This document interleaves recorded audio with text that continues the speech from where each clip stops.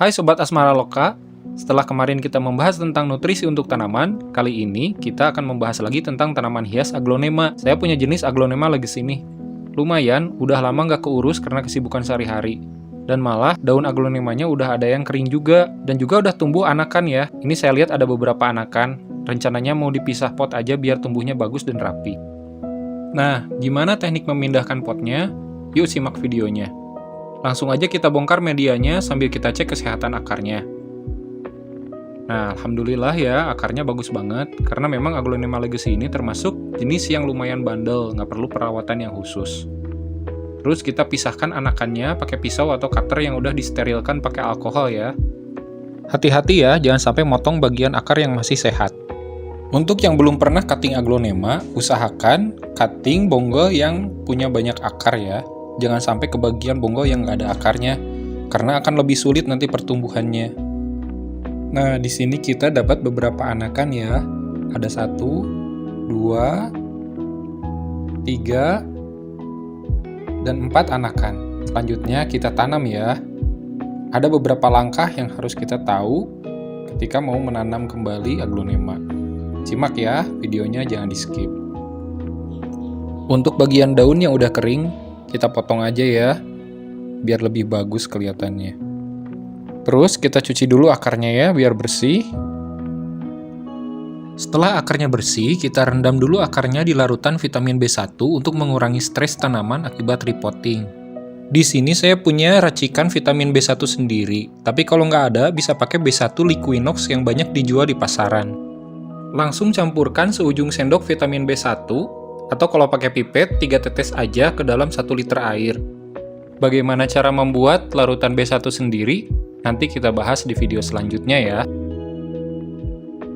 Aduk sampai rata.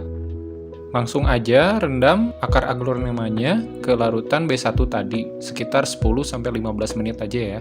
Biar akarnya tetap sehat dan terhindar dari infeksi jamur, lebih bagus kita oleskan pakai air kunyit ya.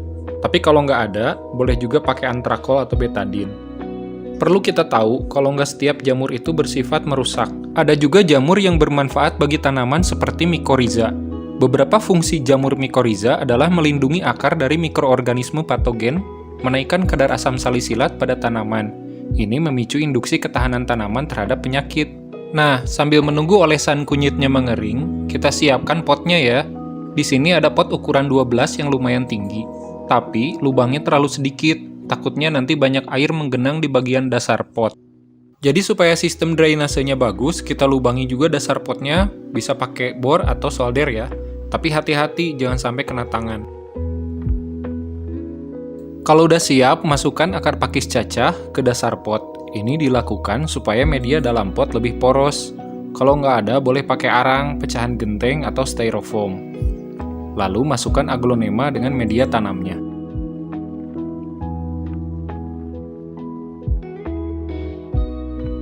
Seperti yang udah pernah saya bahas di video-video sebelumnya, pot yang dipakai harus sesuai dengan volume akar. Kalau akarnya sedikit, kita pakai pot yang lebih kecil. Untuk aglonema anakan ini, kita gunakan pot yang kecil aja. Tapi, berhubung pot nomor 8 habis, jadinya saya pakai nomor 10. Jadi saya pakai pakis cacah lebih banyak. Setelah itu, siapkan plastik untuk menyungkup daun aglonema supaya tetap lembab, lalu ikat dengan karet. Untuk aglonema yang kecil-kecil, bisa disungkup dengan gelas plastik, dan disimpan dulu di tempat yang agak teduh. Kalau udah 5 hari, boleh disimpan di tempat yang terkena cahaya terang. Nah, segitu dulu ya tips hari ini. Mudah-mudahan bermanfaat untuk kita semuanya. Selamat mencoba!